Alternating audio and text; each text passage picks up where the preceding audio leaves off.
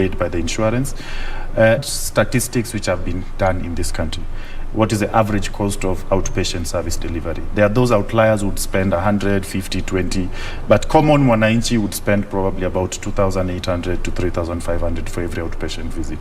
So how do we mark these things in a fixed cost for service so that it averages across board? Then we go to inpatient and surgicals and all the other services which are needed. All right. There are some insurance options, so to say, that have blocked their clients from accessing some hospitals. Is that the solution to insurance fraud? Insurance fraud is an issue of ethics. If I am signing up for something that is not sustainable and I'm going to steal in order to make it sustainable, then you're a thief. You cannot call it in any other way. So insurance fraud is an issue of a person's ethics more than anything else. If you block someone because they did something wrong, naturally, so that is the only way out. So what happens is insurances restrict their pool to facilities they can manage based on quality, access to areas where they've mapped out the country. They say, we have 2 facilities in Lodwar. We are okay based on the number of people we have in Lodwar.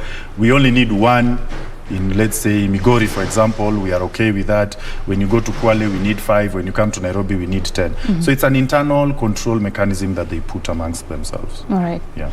Let's talk about the staffing issues in the medical sector or in the health sector. You find that maybe a doctor who operates in different hospitals charges different rates for the same service that they offer. How does this work? First of all, I say it's an issue. Kenyans need to accept one thing. All these doctors have gone to the same school. They've been taught by the same lecturers. The same theater bed, the same theater light, whatever that is used somewhere else, is most likely the same one that is used somewhere else. There could be levels of superiority on equipment, but it's not that much because these equipment are standardized by CE certification that standardizes equipment across board. So if our regulatory bodies are good enough, then we'd want to believe that all equipment in circulation are good enough. So what happens is, it is an issue, I always say it's an issue of brand perception and positioning. Somebody, is the same thing you say, you'll buy a cup of tea at 2,000 shillings one side of the city, and the same tea with the same inputs is 10 shillings somewhere else. That exactly was what explains why the difference in the cost. How to do a cesarean section is the same way it's being done in Pumwani as it is being done in another private hospital somewhere in Upper Hill or Parklands or Karen or Ruai or wherever it is. Yes. So it's a matter of perception, you say? It's a brand positioning. And even when you talk about that brand positioning, Kenyans, as much as it's brand positioning, some trust some hospitals more than the others, and it's really the same doctors who are practicing in these hospitals. So because brands, that's exactly what I'm saying. Yes. It's a brand positioning. The same way Kenyans will trust one brand more than the other. It's how a brand has positioned themselves based on how they package, on the quality controls they put in place. You have to work to give confidence to your patients that this is the level I've put my place. By the time you are JCI accredited, it gives more confidence to the public as opposed to a hospital that's not JCI accredited. By the time you become safe care accredited, it gives more confidence as opposed to another facility that has no even SOPs. So it just depends on internal control mechanism. All those things put together is what puts up that thing called brand positioning. Right. How have you organized yourself? How have you packaged yourself? How have you positioned yourself? How have you ensured that your clients feel safe and comfortable with you? So it's the institutional as opposed to the doctor. So the doctor will come to this institution because their standards and inputs are way higher, and those standards and inputs also come at a certain cost. By the time you're paying JCI to accredit you, it's not 2 shillings, it's millions of dollars. Right. So of course that has to be transferred down. So that's why you find where there's no JCI, that cost has not been transferred somewhere else. And of course these standardizations are important because there are things that these people look at that ensure you are covered end to end. Yes. So is there a way of maybe just standardizing the service cost of medical personnel? There's a baseline that we can have as a country, whereby there's a ministry standards for quality that has been set, that all hospitals need to ensure they comply by. So once that is ensured, then we say, what is the bare minimum cost for offering for example, a cesarean section or an appendectomy or doing a total hip replacement. So that bare minimum cost, you put it as a standard cost across board. That's what Turkey has done. If you want to go pay slightly higher for a private hospital because of the ambience and the setup, then now that's a personal decision upon yourself. The question comes, yes, we have put it at 30,000, for example. How many Kenyans can afford that 30,000? Few, very few. Yeah. So the issue here is, how do we take care of the ones who cannot afford? Because we cannot be a country that contributes on WhatsApp every day for somebody who's sick in a hospital. That is true. So that's where the pooling of resources as a nation, because healthcare is a public good. It is good. It is like saying that today, let everyone pay for his security. Can you be able to afford your security if now we leave it a jungle rule and everyone? It's impossible. So that's the same thing with healthcare as it is to security. How do we take care of it as a nation? So that the service providers, whether private or public, they compete on quality. But there's a standard pool that Kenyans believe has covered them. So if you want extra, you want a whole house to yourself, you want 10 doctors by your side, you want 2 nurses, then now it's upon you to go out of your pocket and now start paying for it. But otherwise, every Kenyan should be guaranteed a standard set of health service delivery that is quality and has been accredited and approved by certain standards across board for all healthcare service providers. Right.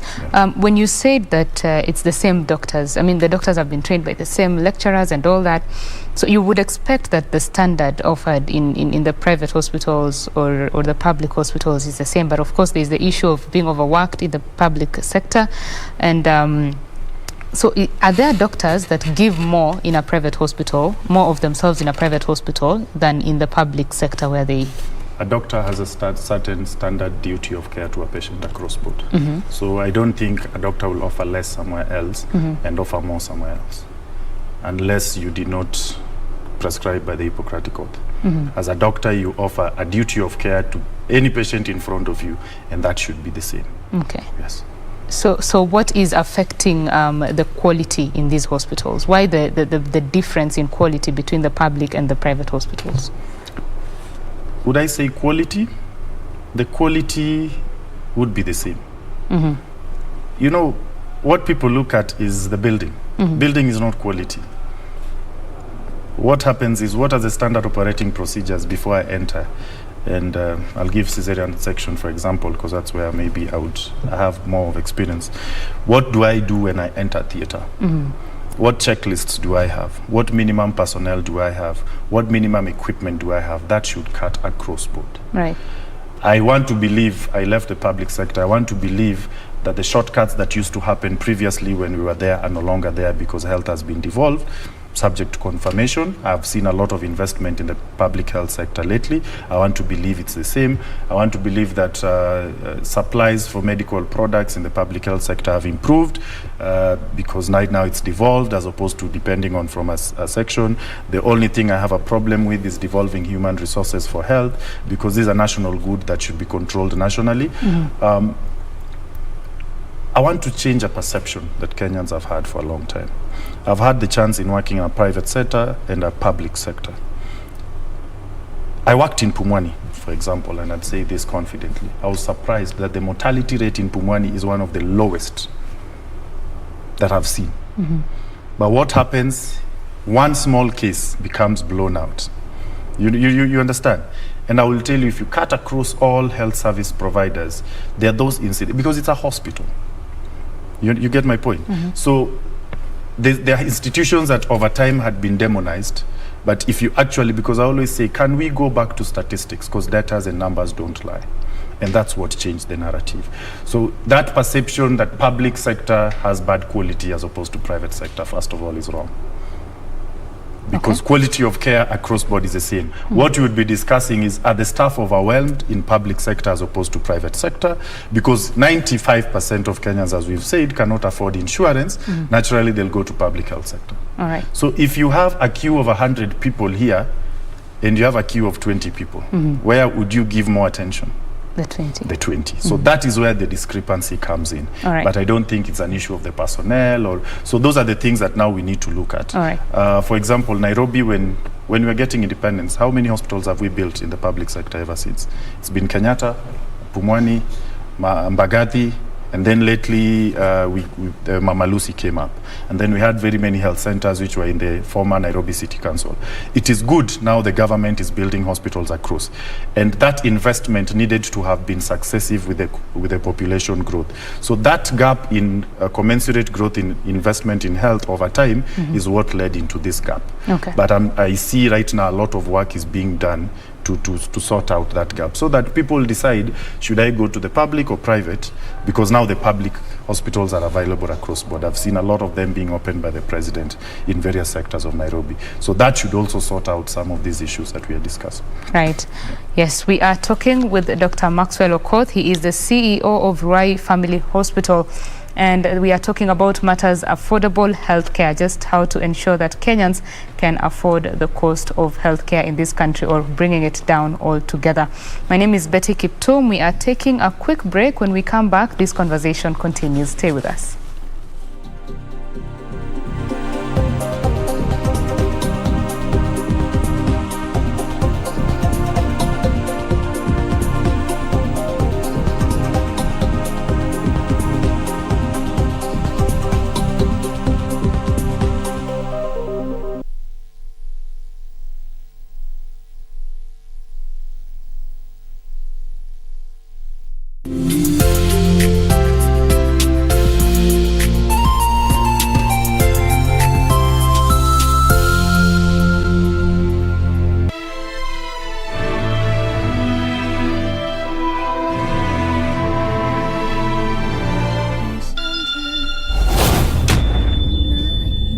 Plagiarize my book?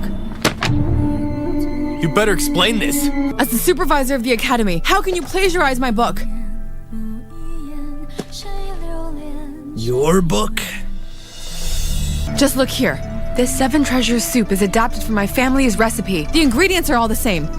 If you didn't copy it, how could you have known this? Maybe now it's time for us to use one of them to frame Miss Ha. Empress Mother has ordered your arrest. Did you fake your name and poison Consort Leo? Beat her to death! Yes. You dare touch her!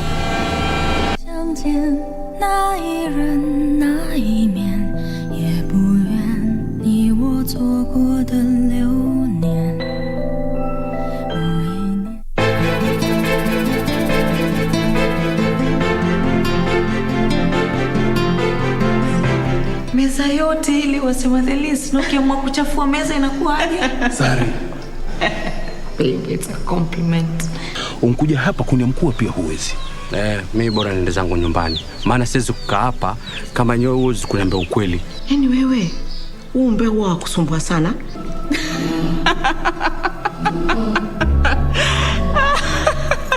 Karibuni.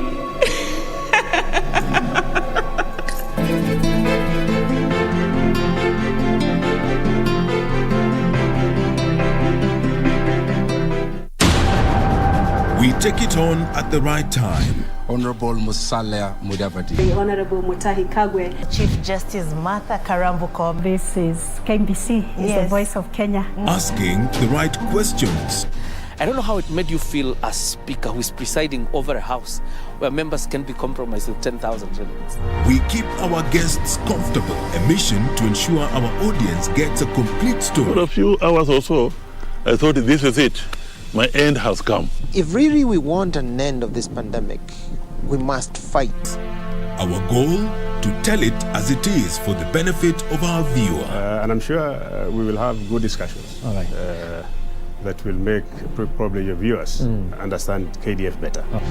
With 21 radio outlets. During a live interview on KBC TV, Chief of Defense Forces General Robert Kibosha. Jaji mkuu kwa mara ya kwanza katika mahojiano yake ya kipekee na runinga ya KBC Channel 1. And 2 TV stations covering over 90% of the entire country. The message always gets home. KBC, the home of on-air TV interviews.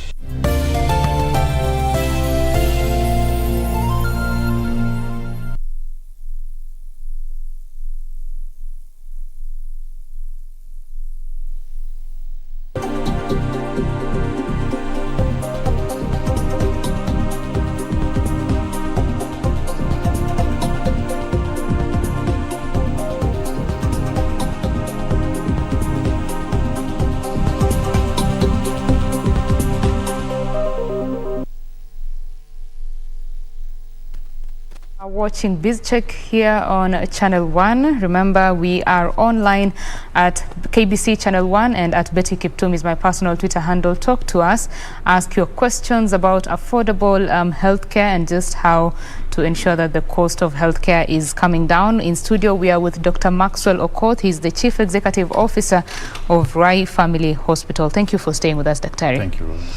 Before we went on break, you had mentioned the issue of the government expenditure on health. So over the years, it has averaged about 7 to 9%.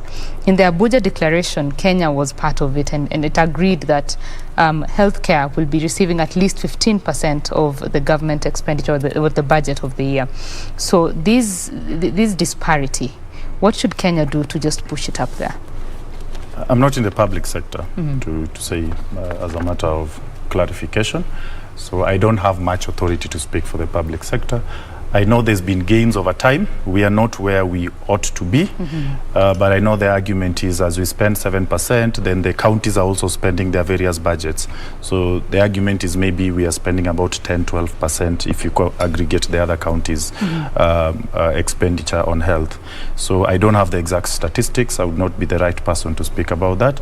But one thing I say, healthcare is an issue of goodwill, especially from the leadership. The moment we realize, the saddest part is people have never seen healthcare investment to be good because they say there's no money to be made in healthcare.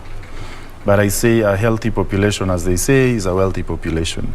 If your constituents are healthy and working, then they generate money for you to tax and make your revenue, make more money. So if you stop investing in that, they actually travel out of your area to go put that money they've made here somewhere else. So you actually lose revenue.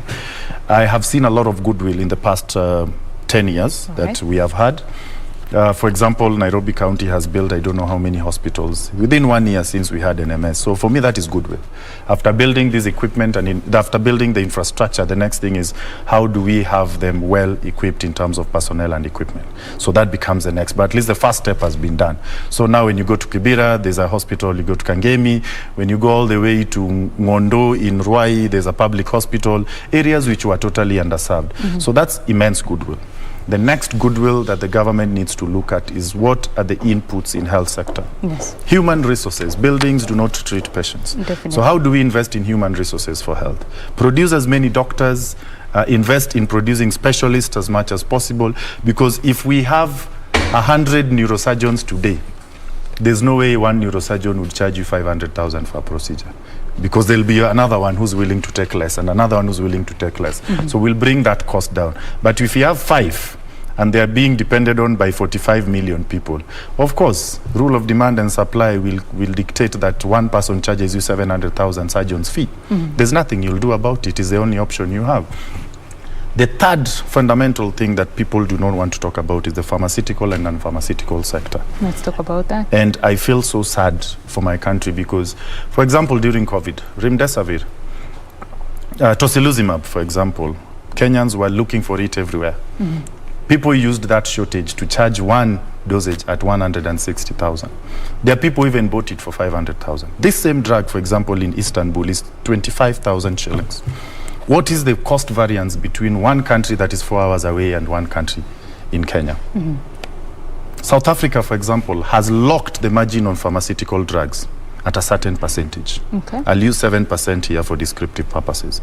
From the producer to the consumer, you can only make 7%. If you want to be 100 people, divide that 7% by all of you. What is the difference here? We have the producer, manufacturer, importer, distributor, wholesaler, retailer, hospital. All these people want to make up a markup on this drug. So a drug that would be 10 shillings ends up being 500 shillings. The cost of antihypertensives per month would be 1,500 on average. This cost of antihypertensives per month in India would probably be 60 shillings. So that is the place we need to first address. We will go around, fixed cost on doctors, fixed cost on what, but that is, you know, it's akin to sealing a leaking tank with soap. You know, it will still weather out. And so we need to go back to the root cause analysis. First, tackle the pharmaceutical distributorship and supplyship. How would KEMSA be strengthened, for example, to manage for pharmaceutical and non-pharmaceutical input, either both for private and public sector? And that will substantially, as long as we fight these cartels, we'll hold some of these products and shoot the prices up, then we'll be able to achieve this. But until we cover that and deal with that, then we'll be lying to ourselves. So you're saying it's up to the government to, you know, put a foot down? They have to put a foot down, put a whip, and tackle that sector. Right. Yes. So for Kenyans out there who are wondering, I have low income, the most I can access is maybe a clinic in my home area. To access better services or other procedures that are not available in that clinic, it would take the whole family to go bankrupt. What do you have to say to them? Like I said, I'm an optimist. I want to see how universal healthcare is going to be rolled out. I want to believe it's going to be rolled out well and we are not going to have issues, and every Kenyan would be able to access a service. I don't know what packages are based on that universal healthcare product that they're going to roll out. We are yet to see. But I want to believe if NHIF is empowered enough with a good pool of money, for example, I don't know how much they're going to collect. Assuming Kenya has 45 million people, an average family size of 5 million, that gives you 8 million principal members. If 8 million principal members pay 6,000 per annum, that gives you the total collection by NHIF. That distributed across the population will be able to cover most of the population. So let us support it, let us contribute to it. It belongs to us. Let's keep an eye on it so that it's being put for the right use. And I believe most Kenyans will at least be covered for the common things that ail Kenyans. Yes. Right. And how about now improving the services in the public hospitals? Service is an issue of competition. Right. If you bring competition, services go up. Yes. So, like I said, can we go to the root cause analysis why we think that the public health sector is not doing much? You understand? If it's the staff are overwhelmed, why don't we employ more doctors? Today, we have over 3,000 jobless doctors, to say the saddest part of that story. In Africa today, having a doctor, having trained them for 6 years, sitting in the house is a sad state of affairs. Why don't we have these doctors employed in public health sector so that the turnaround time would probably be 1 hour or 2 hours or 30 minutes at most, or 1 hour, you know, so that brings in the confidence. Let's go back, look at what ails us, what hurts us, and where the problem is and where the gaps are, and then we fill them up. We fill them up. The devolution of the health docket to county governments. There have been strikes left, right, and center from doctors, nurses across the board about non-payment or delayed payments or the demand for increased pay. So do you think it's working? Is it working, this devolution? Healthcare, like security, is a public good.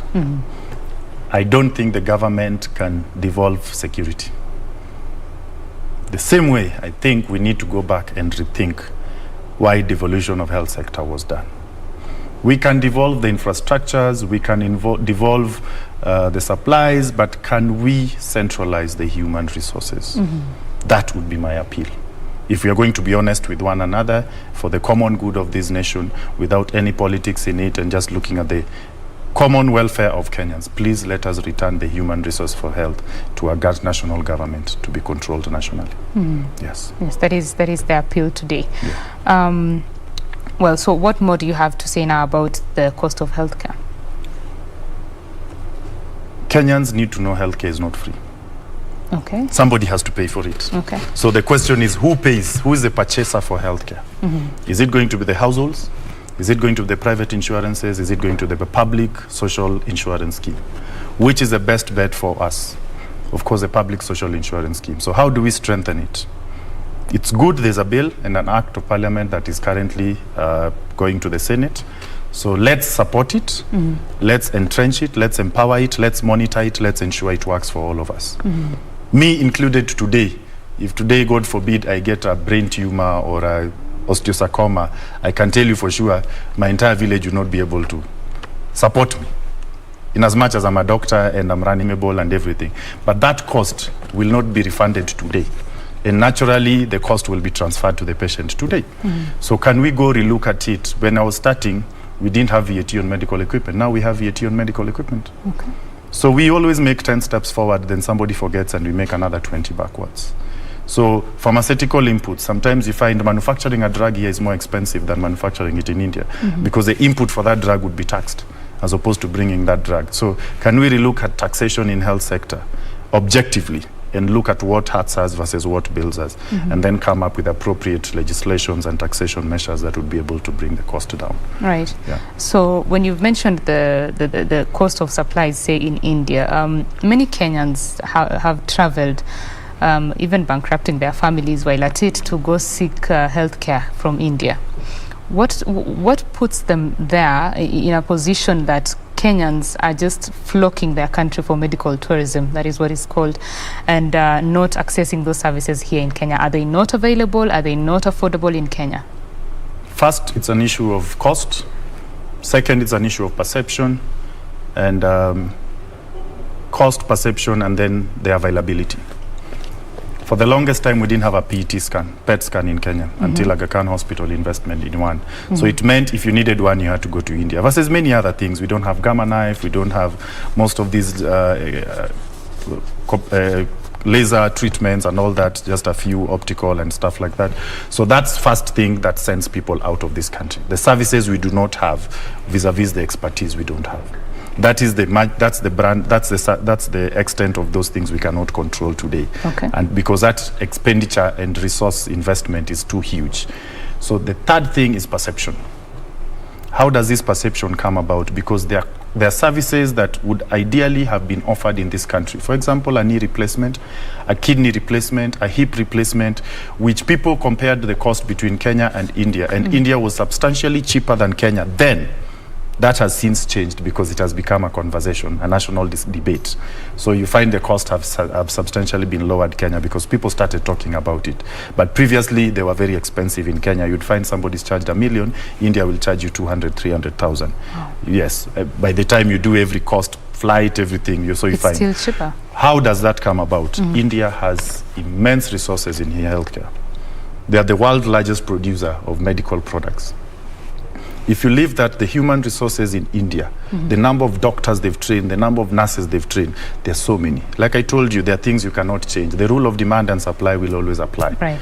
If you have 1,000 neurosurgeons in one country and you have 5 neurosurgeons in another country, your answer is as good as mine. So that is the other thing we need to also look at. Have we invested enough in human resource? Hospitals don't treat patients. The medical personnel treat patients. You can do a CS under a tree and you save a life.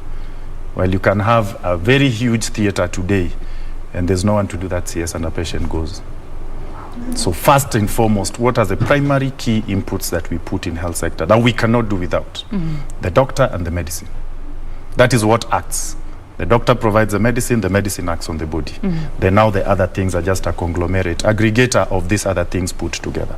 A hospital is an aggregator of service providers, the pharmacist, the lab tech, the medical equipment supplier, the medical engineers, and all those people put in one place. Yes, so those are the key things we actually need to look at. Unfortunately, people don't invest in them because there's not much money to make from them, as opposed to the infrastructure aspect of it. Yes. Wow. So as we come to a close of this conversation, speak hope and how Kenya can get to the levels of India. The train has started. I see a lot of movement. I see counties have done huge, beautiful buildings. I hope the next governments which are now coming will pick it from there. And not just build more huge buildings which are empty, but now we build buildings which are now equipped with human resources, with medical supplies, and with personnel that can be able to give healthcare service delivery. But hope is that something is happening. I'm sure if you go to Kirinyaga, you'll see a hospital. If you go to Tigoni, you'll see a hospital. If you go to Kisii, you'll see a big hospital has been done. So now let's consolidate what we have done, the gains we've done in the past few years, moving forward, and now look at what gaps we have and fill them. The hope that I have for Kenyans today is that universal healthcare is coming. I know the president has been one big supporter in that sector. It's his mandate that before he leaves office, at least universal healthcare has been rolled out. I want to urge all Kenyans, in as much as we're in a political year, that all Kenyans stand firm for this particular reason, and we ensure this thing works. Because it is for us, not for anyone else. Yes, if that goes through, then a lot of the common things that affect Kenyans today would be sorted. Kenyans don't get poor because of primary health care. Kenyans get poor because of specialized healthcare. So it's time we go back and train as many specialists as possible. If we do that, in the next 4 years, we would have sorted most of these headaches we have. Okay. Yes. Thank you, Dr. Okoth, for speaking with us. Thank you very much. Asante sana. That is Dr. Maxwell Okoth. He is the Chief Executive Officer of Ruai Family Hospital, and we have been talking about affordable healthcare and how to ensure that that cost comes down. He says we need to look at the cost of supplies as well as ensure that there are sufficient staff to overlook the health of Kenya. We will be back with another conversation on matters home ownership in the next hour of BizCheck. Do stay with us.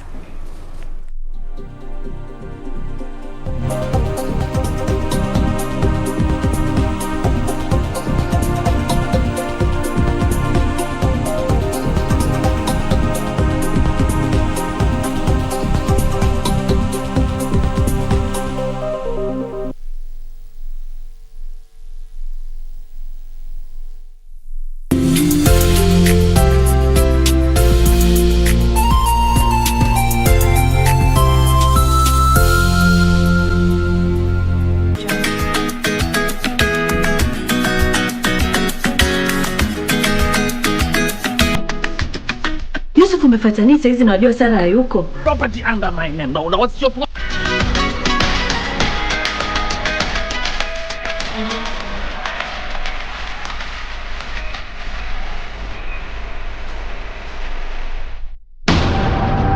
We take it on at the right time. Honorable Musalia Mudavadi. The Honorable Mutahi Kagwe. Chief Justice Martha Karambu Koome. This is KBC, the voice of Kenya. Asking the right questions. I don't know how it made you feel as speaker who is presiding over a house where members can be compromised with 10,000 shillings. We keep our guests comfortable. A mission to ensure our audience gets a complete story. For a few hours or so, I thought this is it. My end has come. If really we want an end of this pandemic, we must fight. Our goal, to tell it as it is for the benefit of our viewer. And I'm sure we will have good discussions. All right. That will make probably your viewers understand KDF better. With 21 radio outlets. During a live interview on KBC TV, Chief of Defense Forces General Robert Kibosha. Jaji mkuu kwa mara ya kwanza katika mahojiano yake ya kipekee na runinga ya KBC Channel 1. And 2 TV stations covering over 90% of the entire country. The message always gets home. KBC, the home of on-air TV interviews.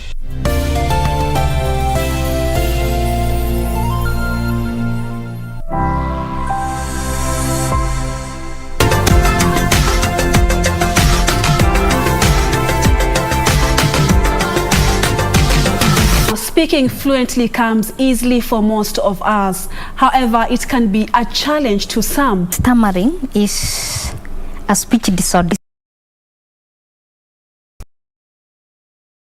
When did you discover you had a problem with your speech? At the age of 4, because my fellow kids were speaking so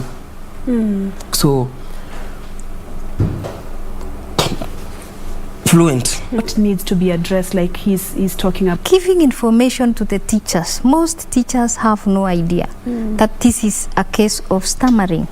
So if they are made aware, they will be handled differently.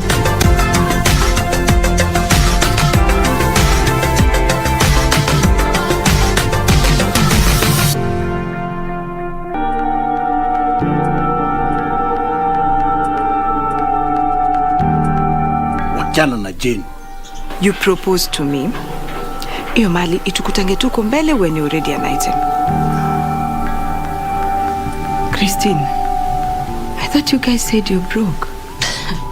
Jen, don't let this house fool you. We are broke. Tumwangushe. What? Ama offer expire sasa. Offer ya nini?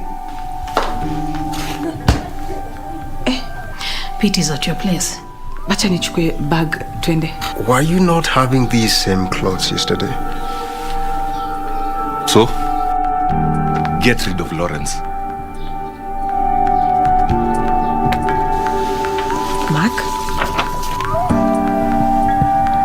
Christine.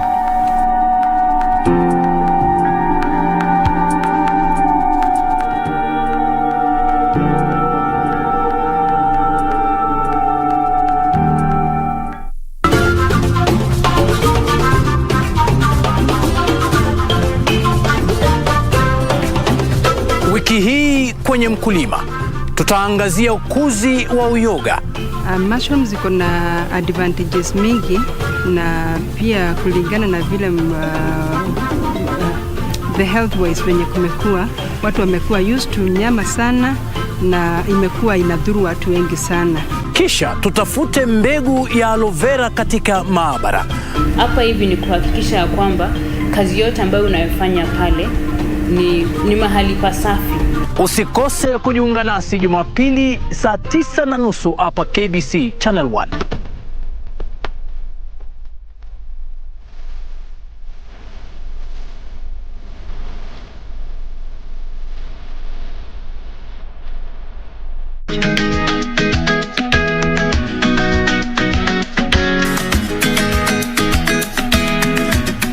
Yusuf, umefuata nini saizi na wajua Sara hayuko? Nataka mami wewe unijue kama mimi ni Yusuf kwako. Wafuata nini tena hapa? Don't you ever touch me again. Asa kuna nini? Ulikuwa unaonyesha pale nje. Kuna msichana nimemwona naye pale nje. Mjamzito hata yuaza leo jioni. This is my property. Registered property under my name. Now what's your problem?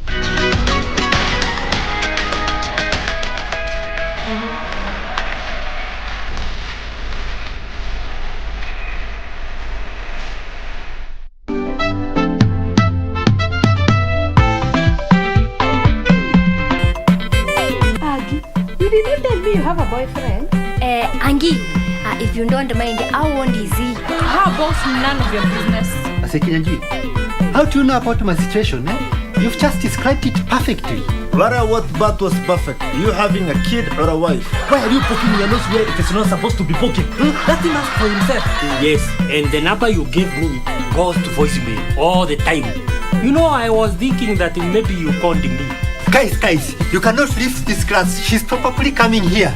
Assisia, get out of my way. You are wasting my time, boy.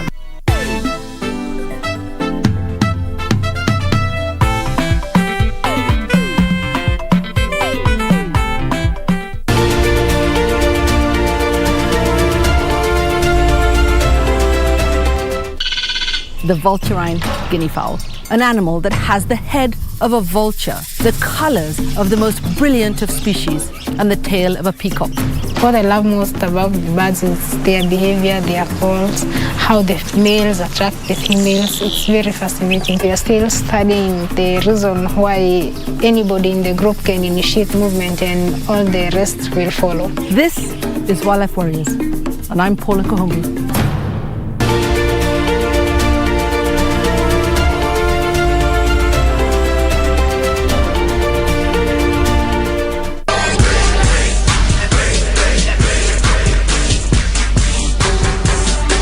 I want you to book a match between Jimmy Havoc and LA Park.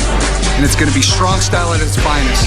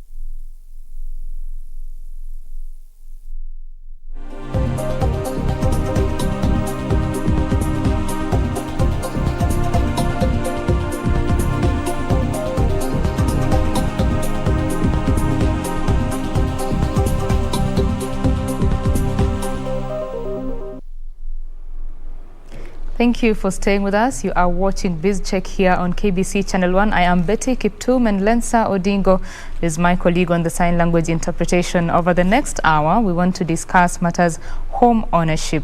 Are you dreaming of owning a home? Do you own a home? What was your journey like? Do tell us on Twitter at KBC Channel 1. My Twitter handle is at Betty Kiptum.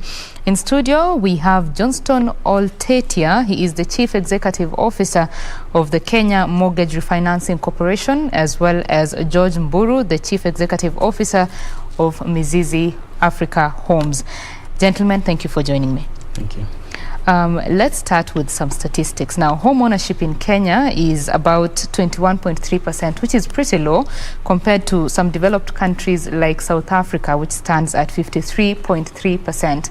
In efforts to push this number up, the government came up, or rather, launched the Kenya Mortgage Refinancing Corporation in 2018 to ensure that Kenyans can access mortgages much easier and much cheaper. So let's start right there. Mr. Johnston, could you just take us through how far KMRC has come now?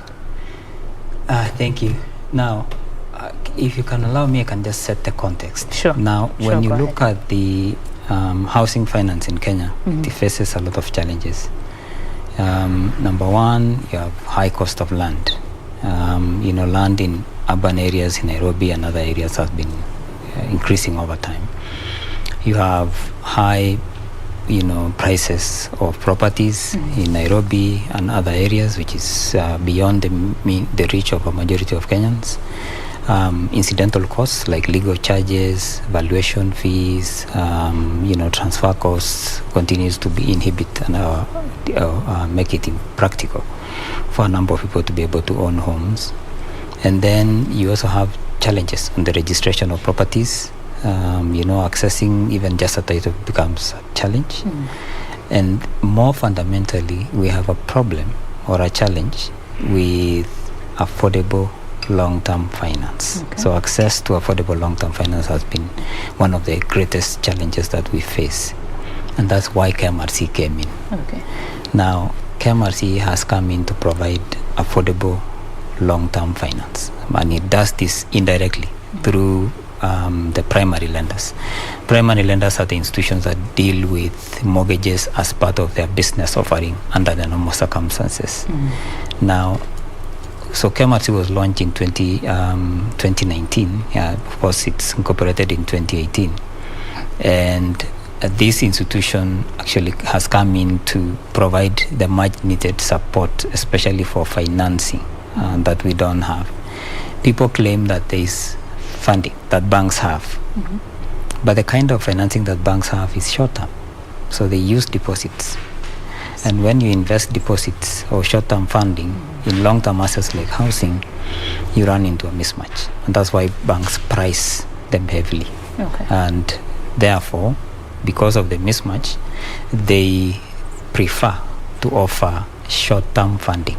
So that's exactly what they have been offering. Now, short-term funding is very costly for a majority of the people. Okay.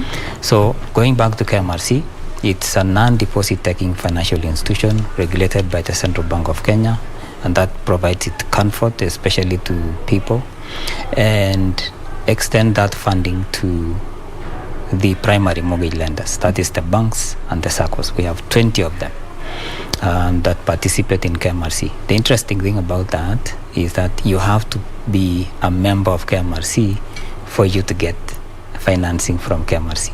Okay. So it doesn't give to anyone. And membership here means that you need to be a shareholder of KMRC for you to get the financing. So the institution is up and running. It's obviously lending already to the lenders, and it's primarily running with its purpose, which is the intention is to provide, affordable long-term funding. Affordable long-term funding.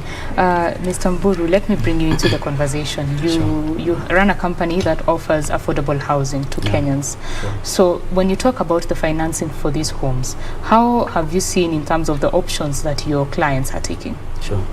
Yeah, thank you very much. And for sure, I'm so pleased to meet the KMRC CEO, because actually I have been looking forward to it, because KMRC is a very crucial department, especially unit when it comes to affordable housing and to releasing that liquidity that is so much needed.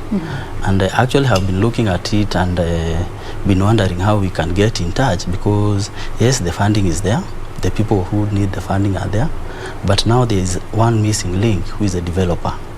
Once these people get the money, where are they taking the money? Because you find that that money, they have the desire to own an affordable house, but you find maybe there is no now the final, who is that person that is going to do the construction. That contractor that will do the affordable housing is a missing link out of actually from the picture. Okay. Yes, there is a partner, the banks that have been given the money, of which I believe that the KMRC, they have a system, a way that this money that they are giving is not also not going now to be given as loans to commercial, as a commercial loan, you understand? Mm-hmm. Because this is money that KMRC has gotten from, if I'm not wrong, from the international banks and also the Bank of Kenya. CBK is also regulating, which is very important. But now we need to look at, now the customer has gotten the money and they have gotten the information. Where now do they take this money so that they can get this affordable housing? So I think now they need to loop in now the developer.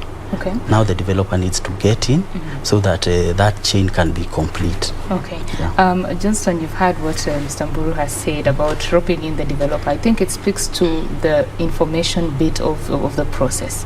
So when someone is accessing a mortgage, are there checks and balances to ensure that this money will not be lost at the end of it? Please. Absolutely. So the most important thing is to recognize that KMRC is supporting affordable housing from the demand side. And then we have the supply side, which is what Mr. Mburu is talking about, which is extremely important because it's not enough to have demand without supply. And this is how we are supporting to get the supply. Now, when you provide affordable long-term funding to the end user, it stimulates the supply because the developer here will be able to see that there is demand on this side and therefore we can provide the units that are required by this demand. And therefore that's where the demand and the supply meet. Now we have checks and balances on that part.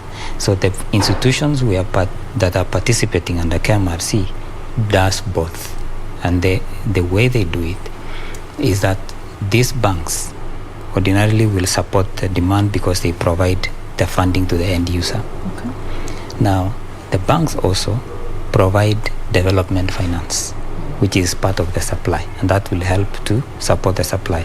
Now, when we have both, the financial institution will then be able to manage the risk better and reduces the costs, because the likes of Mburu will be able to get development finance from the participating institution. Okay.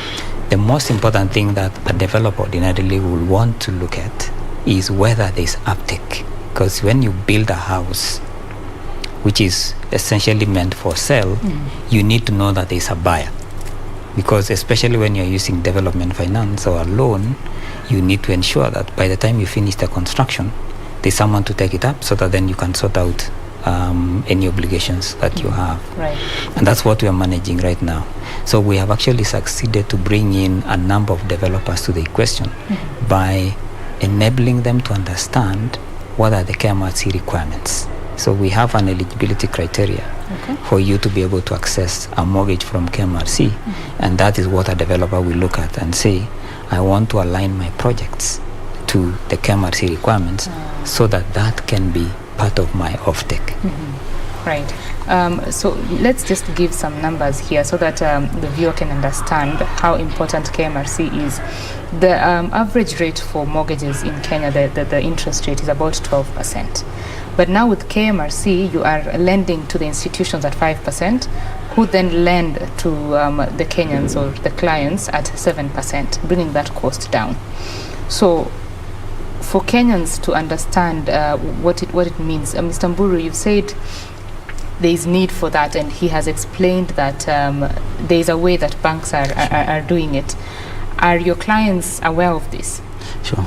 Yeah, thank you very much. That's another important thing, that this information needs to be brought to the light, of which I think they have been trying.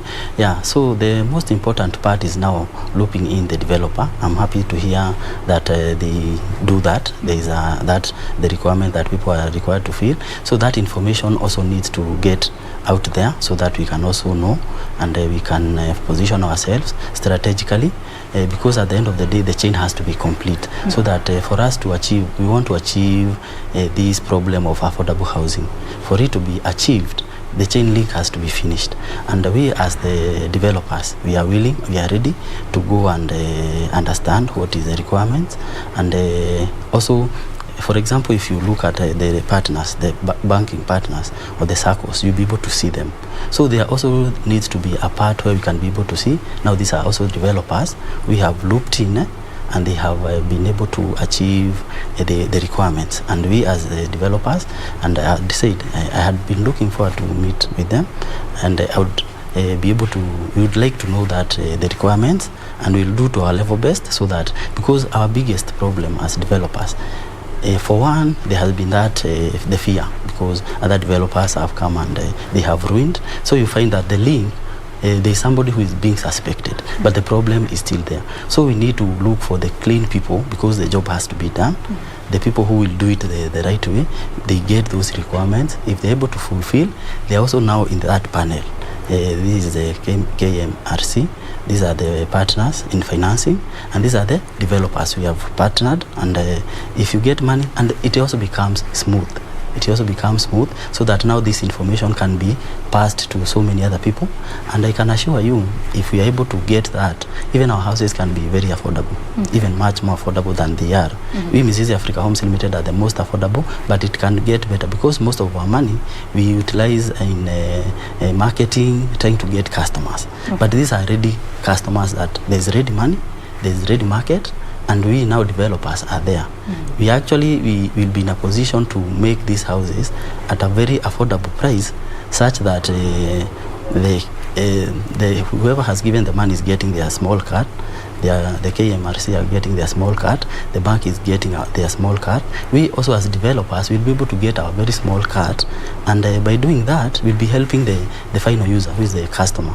And at the end of the day, if we focus with the customer and the chain is complete, for sure, and the information is out there, we are going to solve this problem of housing. Okay. Yeah, affordable housing. Mortgage uptake in this country is pretty low, at about 26,000. Sure. KMRC is looking to push that number to 50,000 in like 5 years' time. How are the numbers looking? The numbers are looking good so far. You know, we had about 26,000 mortgages, I think, last year. The numbers have been moving up and down, and actually getting lower and increasing over time. But KMRC is here to support, to provide consistency in the growth of mortgages in the country. Now, the way to achieve that is by sorting out the challenges that we have experienced, to the effect that people cannot take up mortgages. Okay. One of those is that a mortgage has really had a very bad name in the past, so it has some legacy issues. And that is because a few years back we had challenges of situations where there are foreclosures, and of course people go into a mortgage and then they run into a default, and financial institutions will take them back and sell the houses, and that really gave a mortgage a very bad name. Now KMRC is helping to sort that out, and this is how KMRC is doing it. Now, when you provide long-term funding at affordable rates, at fixed rates, because that's what KMRC is doing, it's providing long-term fixed rate financing at very concessional rates. Now, when you extend the tenure of a mortgage longer, you achieve affordability. When you even fix it, you make it even greater, because a customer will look at their circumstances now and decide that I can afford to buy a home. And you know what? You can now afford a home to the extent that what you use as repayment is what you have as your rent on a monthly basis. So essentially what you're paying now for rent is what you can be paying to own that home, eventually. Now, when you have a fixed rate mortgage, that means if you can qualify now, unless something really drastic happens, you should be able to pay that loan to the conclusion without a problem, because the rates will not vary. Ordinarily, what creates the biggest challenge that creates defaults is when there is an increase in rates. Okay. So when they increase rates and your income has not increased, then you cannot afford anymore. That's why you default. But KMRC is providing a platform where that will not change for the life of the mortgage. And that will essentially reduce very significantly the default rates we have, especially for home ownership in Kenya. Now, with that kind of proposition, you expect that people will be more glad to take a home now, especially because that's essentially the equivalent of your rent, to invest into a home that you're going to own eventually instead of having it in form of a sinking fund. Yes. Now, that, in our view, will drive home ownership, and that the mortgage rate will therefore go up, and that we are still confident that KMRC will help to drive those numbers to the extent that Kenya will have a lot more numbers to be happy about on mortgages over the next 5 years. Right. Mr. Mburu, in your experience, how has the mortgage uptake been, especially in the area that you deal in? Yeah, thank you very much. Yeah, for sure, in the past, people have come to fear mortgages because, you know, you take a mortgage of 20 years, you pay, then maybe after 10 years, you are not able to pay, maybe you are retrenched or something, and you have to lose your asset, which is very painful. And because of that, it has been quite feared a lot. But for sure, with the mortgage refinancing, this narrative can be changed. And especially when they look in the developer, and also the developer is, for example, if you want to get an affordable house, it is very difficult for you to get an affordable house if it is already constructed. A ready house, for sure, because the person who was constructing, they used their own resources, they used their own means, they are in business, which means they also want to get in a return. And for sure, most of them, because there are not many of them, they want to get a hefty return. And that is why you find a house that is going for maybe at a cost of 3 million, you'll find it is being sold for over 10 million. So you find that somebody takes a mortgage, pays for 20 years, but he's paying for something that is worth 3 million at a cost of 10 million, you see. So which is also a very big problem, because ideally you are paying your entire life, your active life alone, that ideally it is somebody else who is enjoying. Yes, they struggled to get that money, which is good to bring that house up, but they are selling to you at such an exorbitant price, which you will pay for the rest of your life. So by the time you retire, there's nothing else you will ever do. You'll only get a home with that one house. So we the developers, like Mzizi Africa Homes Limited, if we are looped in and we are doing off plan and there's this ready money, we can agree the construction period is 1 year. Within this 1 year, we can also give the customer that grace period, because I believe this money does not have that pressure like the normal loans that comes from the deposit, as he had said. Yeah, so this money, because it has not so much pressure, the developer is given a timeline. These houses, within 1 year, you should be done. And also now the customer, within 1 year, you should start paying your loan, because already you are not paying rent. You get, there's that grace period. That grace period that will be given to the customer. At the end of the day, if you focus with the customer, it will be possible. That 1 year period, whichever period that they give, the developer is also given pressure. You are given, the money is readily there. Finish this project within 1 year. The customer has a grace period of 1 year. So by the time the customer is now vacating, maybe where they were paying rent, they will occupy their house and immediately start paying the loan from the KMRC. And when we do that, we'll see that there will be no defaulters, because ideally, why should you default? You're not paying rent, now you're paying the rent. You actually have channeled it to paying this mortgage, which you are paying at a very low interest rate. So there should be no reason to not pay. Yeah. So if the developers are looped in, and for sure with the liquidity, because most developers, even those who stall, if somebody has a goodwill to construct for people, I'm sure they would not stall, or they will not misappropriate the funds or divert the funds, because also there's an agreement there, because you are being monitored in case you can, if you are not going to complete the construction within the timeline, then the customer rent you are going to pay. So we remove entirely the burden from the customer, and we ensure that the KMRC they regulate the bank, they give the money to the people, and the people, also the developer is monitored so that the money goes exactly to the right use. Okay. And when you do that, I'm sure even the target they are going to surpass that in big numbers. Okay. Yeah. Mr. Oltetia, could you comment on what he has said, and while at it, tell us what someone needs to consider when they're thinking of taking a mortgage? Allow me to start from there, from that one. Okay. It's a very important point you have raised. Now, the key considerations for you to take up a mortgage, or in fact to consider home ownership, is number one, this is a basic need. You always need shelter. Right. In fact, there is no time that anyone will not need shelter. Now, when you look at that, you realize that home ownership then becomes critical. You need to consider buying a home early. So as young as possible as you are, that's when you need to start investing in home ownership. And that is important for one reason. The fact that the younger you are, the longer you have on making the repayments for that, because in most cases a mortgage is pegged most likely on your income, and that income is maybe mainly on your useful life, especially when you're in formal employment.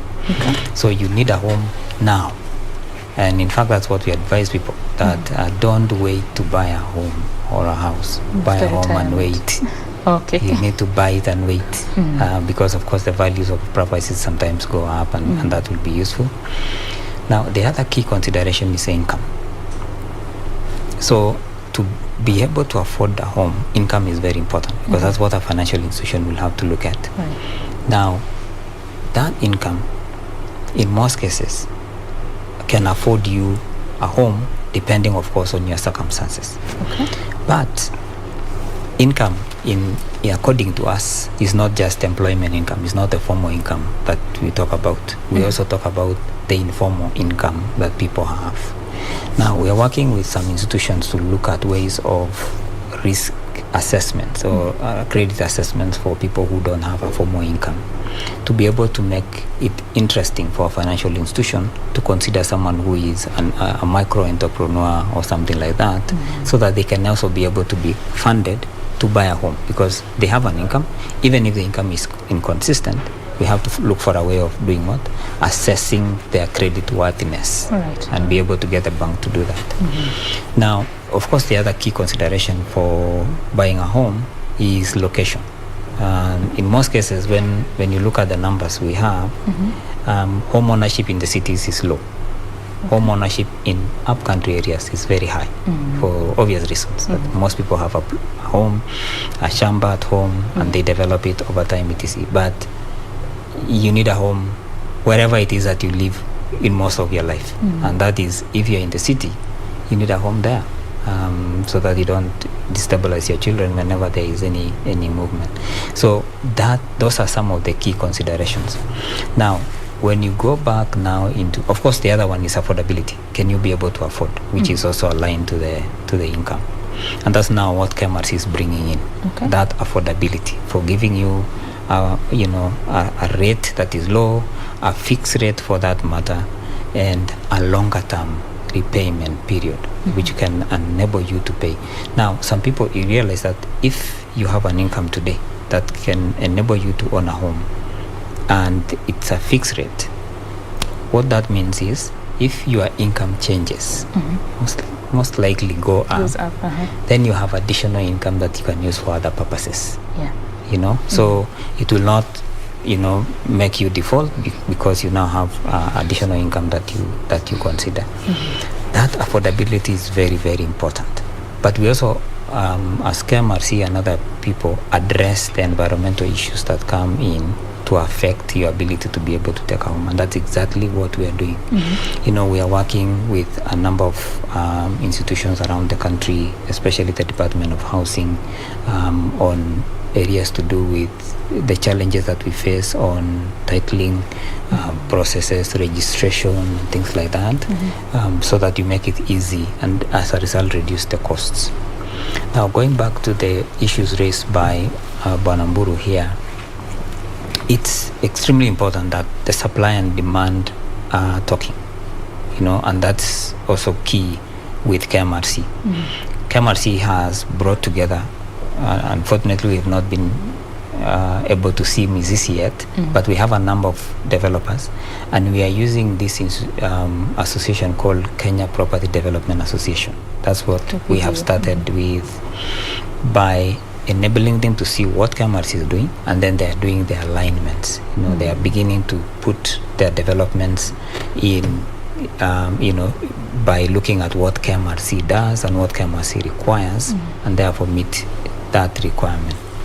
But I also know that there are a few other institutions that are working with us, including the IFC and the rest, for example, that are also looking very keenly on the supply. That is, provision of development finance for the supply, and even also addressing the challenges on that front, especially the cost of land. I also know that the government is also working hard to provide the services for that land. Like, for example, you need a road there, you need electricity there, you need a sewer system, etc. And the last conversations we've been having, the government is looking at helping that, because you see, the cost of land together with the infrastructure that go with it takes up about 40% of that cost of a house. And when you remove that, then essentially you create affordability. And that's exactly what has happened in certain areas that government, for example, has given land, like the Park Road project you've heard of or Pangani, and so on. Most of those, government has provided land, government has laid out the horizontal infrastructure, and therefore the cost has come significantly down. Now, when you have that and you have financing that is also lower or low cost financing, then that means you can be able to get a home quickly, for that you can afford. Okay. Mr. Mburu, of course the government cannot do this alone. It needs the private developers to enable Kenyans to afford homes and own homes. So as a private developer, what challenges have you been facing? Sure. Yeah, thank you very much. And he has actually put it very well, that the government, which is also a very stakeholder in the whole thing, and also affordable housing is one of the big four agendas. So if now the private developers or the private partners now are very well also brought on board, this thing would work very well, because we have seen actually, and I've passed through the Parklands project by the government. It's going very well, and now since the demand is very high, the government cannot fulfill the whole of this, because again they have other works, like he has stated. They have to do the roads, they have to ensure there is a sewage, there is electricity, all those things. And I can assure you, the kind of money that people pay to get houses, even if some money was to be allocated actually from that money, and it is catered by the same customer, you'd still find that the cost of housing would still be so low. For example, I'll give for example, let's say we also lock in the land sellers, because we have identified, all of us, that land is one of the biggest challenge, and we as private developers, our biggest challenge as well is land, and land that is accessible. And if the government or the people who have land, because at the same time you can't say it's taken away from them, if they sell this land and it's very transparent, maybe the government will give us a guarantor, because we are doing a project that is affordable. And you find that, especially like we private developers, when we are buying land, for example, even before you are given land by somebody, they ask you for so much money, and you are selling your house affordably, you find there is that big challenge. But now, since all of us, we have identified the solution, we want to give a solution to the people. Let's also lock in the people who are selling this land. They come, they sell to land, they eliminate brokers, because the land is again very expensive because of brokers. Before you find a seller, there are so many middlemen. We eliminate the middlemen. The government can act as a guarantor on our behalf. This is a developer we are working closely with. Yes, you are selling this land, they will pay you once the money is released by KMRC. They will pay you, so the government has guaranteed you will get that land. And now we as developers, we also put to task. These are the timelines, because these people have a time grace period. You construct, the cost of land becomes cheap. Then again, this money the people will be paying, some of it, the 40%, to make the roads accessible, to bring electricity, to bring water, borehole, what have you, all those things, all those services, they'll be charged to the final homeowner. And we'll find that still the cost of that house will be still be very, very low. Yeah, you'll be surprised because the services have been done, because cost of construction is not high. As long as you have that parcel of land, as long as you have access, as long as you have that electricity, you have that sewer line. Now constructing itself, you will find that even the most beautiful house with 3 million, you will get the most, maybe even 10-bedroom mansionette. Yeah, and again, because the government is involved, it will also be involved in now the finished products that we normally get from, also we can loop in those people who import from maybe out of the country, the tiles, the fittings, electrical fittings, and all those things. They are also, they do not come and somebody is doing so much business. We have also suppliers from the same link. We have also suppliers from KMRC who are recommended. These are the suppliers for tiles, fittings, and all these things, because again they are very expensive. And also they also make their small cut. If everybody makes their small cut, they have started very well, and I really embrace the whole thing. But now they need to go the extra mile to get the final person, who is the developer, and also engage the suppliers of these things, fittings and finishings, and also the land sellers, people who have big chunks. You are not using that big chunk. And what is the problem? Even that road, there is no access. Access is made, you get that land affordably, and we are able to deliver the affordable houses. Okay, I think Oltetia has heard you. You will be responding in a little bit. We now want to take a quick break from this conversation. We are talking about home ownership, accessing mortgages affordably through the KMRC, and just...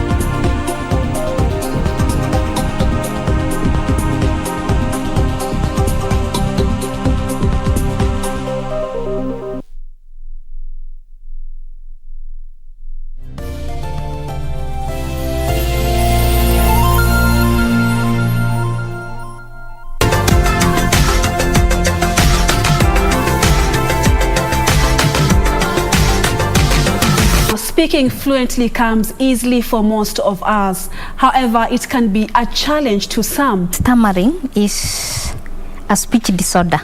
It means the speech is not in order. When did you discover you had a problem with your speech? At the age of 4, because my fellow kids were speaking so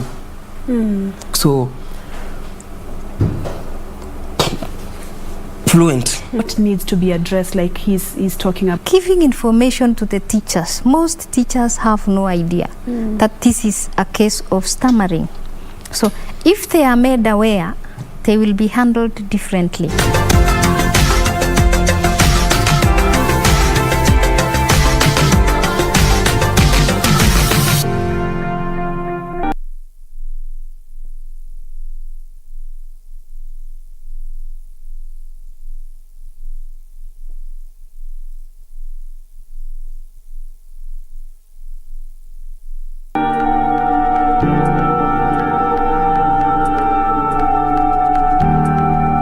Jana na Jane.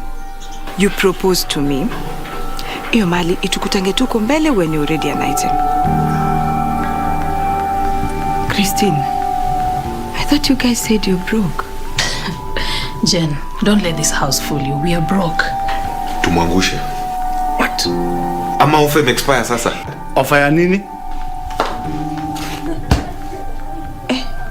Pete is at your place. Bacha nichukue bag twende. Were you not having these same clothes yesterday? So, get rid of Lawrence. Mark? Christian.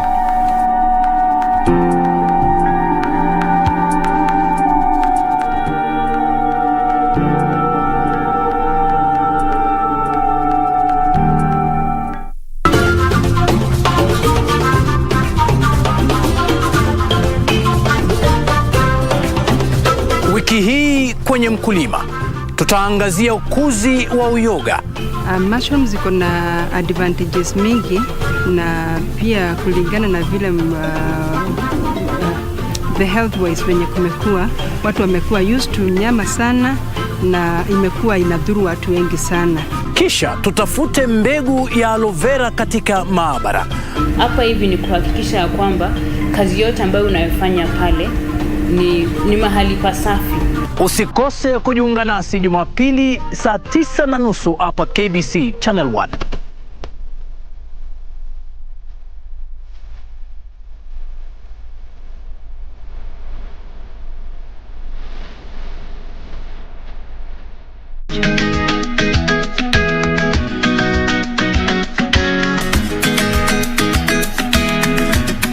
Yusuf, umefuata nini saizi na unajua Sara hayuko? Nataka mami wewe unijue kama mimi ni Yusuf kwako. Wafuata nini tena hapa? Don't you ever touch me again. Asa kuna nini? Ulikuwa unaonyesha pale nje. Kuna msichana nimemwona naye pale nje. Mjamzito hata yuaza leo jioni. This is my property. Registered property under my name. No, what's your problem?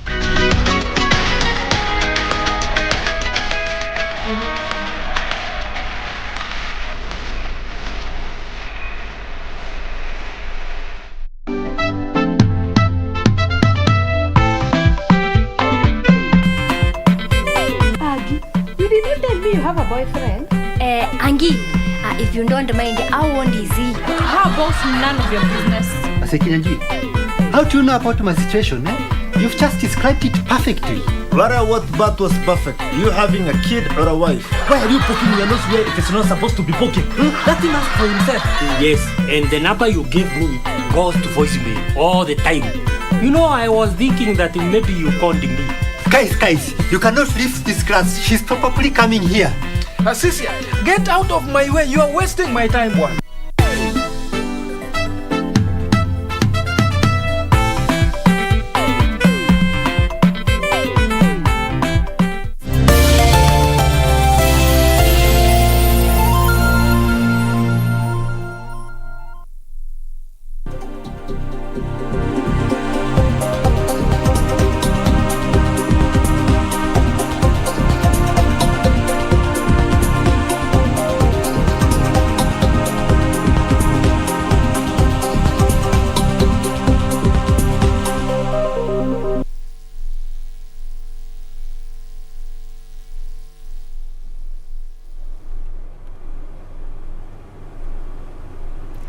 Thank you very much for staying with Channel 1. This is BizCheck, and in studio we are having a conversation on matters home ownership with Johnston Oltetia. He is the CEO of the Kenya Mortgage Refinancing Corporation, as well as George Mburu, who is the CEO of Mizizi Africa Homes. Thank you for staying with us, gentlemen.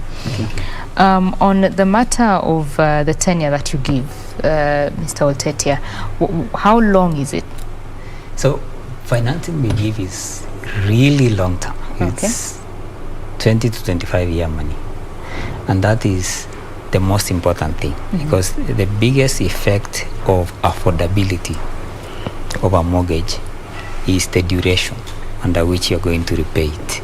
The shorter, the more costly, and the more most people cannot be able to afford, and therefore cannot even try to buy a home. Most important thing to remember is that KMRC is a liquidity provider, so it gives this funding to the bank, to the SACCO, to a microfinance, who will then deal with the ultimate borrower. Now, so KMRC gives 20-25 year money, depending on what the financial institution requests. So the way we do it is that we refinance.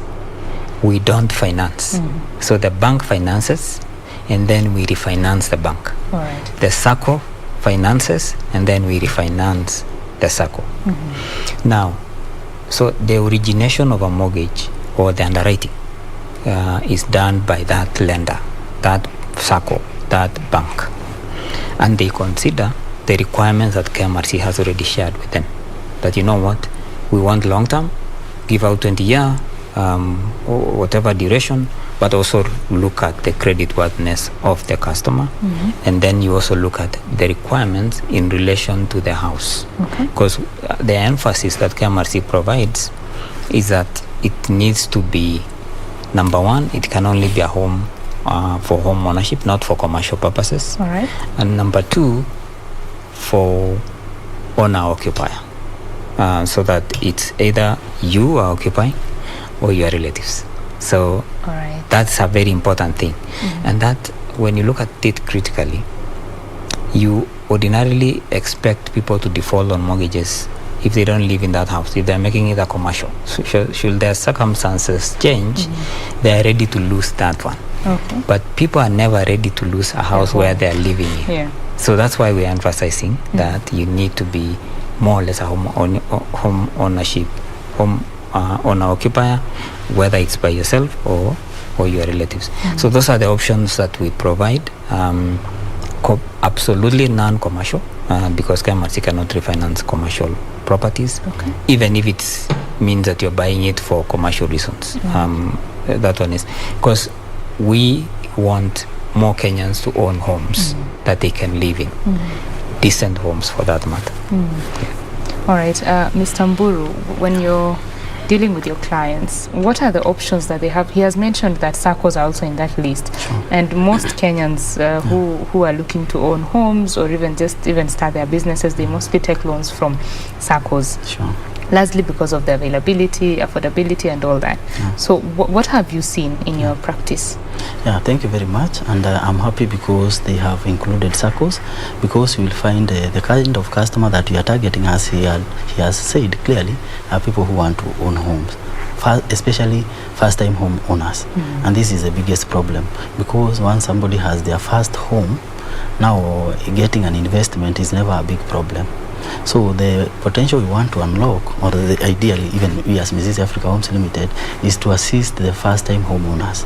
And this can be done very well with the cooperation or with coordination with KMRC, because the requirement, if now these things can be very clear in the limelight. And I'm happy because most of the people, even our customers, they take money from SACCOs. And you find that most SACCOs, they also give or they lend the savings. A SACCO is made up of a group of people who are maybe working in the same institution, or they have the same a common factor, maybe the same employer, let's say like teachers, or something. They have something in common, isn't it? But you find that these SACCOs, they are also short of liquidity, isn't it? And now KMRC is bringing that liquidity. They have money that is not necessarily the customer's savings. You understand? So this money, you do not even have to guarantee each other. So I think if SACCOs can be brought more, even more SACCOs can be vetted, whichever method they use, they vet more SACCOs, and they are able to liquidate more SACCOs. And actually now the information is much more, and the SACCOs are now, because they are given money, like it's free money, they are getting it's free money for sure, they are getting their small interest from that money. And ideally they have not done it, it's not collection from the people's savings, it is free money. This money, if they are given a very something that is strict, this money has to go specifically for first-time homeowners or for somebody who wants their own house. I'm sure this money is going to trickle down more, as opposed to maybe banks. Banks, you know, they have maybe bigger deposits, you see. They have other commercial people who are borrowing money, people they have grown over time. But if SACCOs are vetted more, and especially even the smaller SACCOs, and they assisted, we'll be able to assist more people, because now we loop in now the developer. These are developers that are vetted, they work closely with the SACCOs, and there is that agreement. This money, this is the grace period, and this is the time. Now we, the developers, we now we come and talk with the SACCOs. This is our members' requirement. They want this place within this period. So maybe it's a SACCO, let's say KBC members, they have their own SACCO. And KMRC has come and funded that SACCO. This is money that you can utilize. And they have also vetted maybe a developer. This is a developer that is in this area. It doesn't have even to be Mizizi. We have a developer, maybe it is in an area that we are not even there. This developer, this is money. Can you construct for these people a house within this and this time? Is it possible? If it is yes, you get to an agreement. If you default, what are the consequences? You are delisted.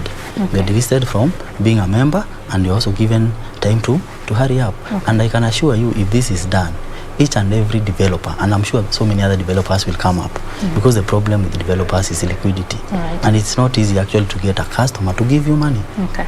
Yeah, so if developers are also, that liquidity issue is also sorted, and we have members, more people, more players will come, more developers, and we are actually going to help much more people. All right, which is very important. When you talk about now this, when someone is going to access these loans or these mortgages, do they have to specify that they want a KMRC mortgage, or they can still get this 12% one? How do they ensure that they are not getting the 12% one but the 7% one? So yes, certainly they would need to specify that they want a KMRC mortgage, but more importantly, the financial institution should be able to provide options to any borrower. Like, for example, we have mortgages facilitated by KMRC, we have other mortgages, and these are the various terms, so that it's very clear for an investor. And of course, an investor, a borrower, will go for a mortgage that is reasonable, cheaper, by all means. And that's exactly what we want to happen. So we have a conversation. We've had conversations with all the participating institutions to essentially make it public, and we are working with them already. We are actually working on public sensitization jointly with all the participating institutions to see that their customers get to appreciate that KMRC is providing support, and this is the terms of the mortgages that KMRC provides. Right. Now, that will create knowledge, information about the lower mortgages. Of course, when you look at it, of course, that affordability is beginning to be realized, because you are shifting mortgages from actually 15%, not 12. It has been on average 14%, and we want to shift that way down to single digits, and that's exactly what we are doing right now. And so far we have very good understanding with the participating institutions. They are very much appreciative, and of course they are also saying we have this social objective, getting people to own homes. Right. So gentlemen, as we come to a close of this conversation, I will start with you, Mr. Mburu. Give us your closing shot in 30 seconds, please. Yeah, thank you very much. My closing speech is that I'm very happy to meet my friend, and I believe that we are going to continue working together, and what I can encourage is to continue bringing more people on board. Let us continue encouraging more developers to get on board. Let us continue encouraging more circles, more people, and at the same time giving more information, because for sure affordable housing being one of the big four agendas, which is in line with what the KMRC are doing, if now we loop everybody in, we are going to solve this problem. And the beauty of having liquidity and having money in circulation, even the government is going to be able to get even more taxes, because at the end of the day, if it's a developer, they have employees, they are paying their taxes, money, there's that circulation. Actually, the ripple effect of if this thing can work very well, it will actually help the government in the long run. The government is going to have people who have money, and as opposed to this money staying in the bank, you find a bank has money, but the money is just lying idle. If that money, those processes are put in place, and the cycle is complete, I'm sure we are going to unlock this problem of affordable housing. And this problem of affordable housing is also going to unlock other challenges like family problems, because people will be happier, people will be more, will not be paying rent, they don't have the pressure, and life is going to be much better for our country at large. Okay, thank you very much. Mr. Otetia? Affordable housing is now a reality. So if you need a home, the time is now. And our advice is, don't wait to buy a home. Buy a home and wait. Thank you. Buy a home and wait. I think that's a great place to end this conversation. That I have been with Johnston Oltetia, the CEO of Kenya Mortgage Refinancing Corporation, as well as George Mburu, the CEO of Mizizi Africa Homes, and we have been talking about home ownership, how you can own a home more affordably and take up a mortgage. Remember, this is BizCheck on KBC Channel 1. We thank you very much for your valued company. Up next is Tamrini with my colleague Gladys Mungai. I have been your host, Betty Kiptum, and Lensa Odingo has been my colleague on the sign language interpretation. Do have yourself a lovely afternoon. Bye-bye.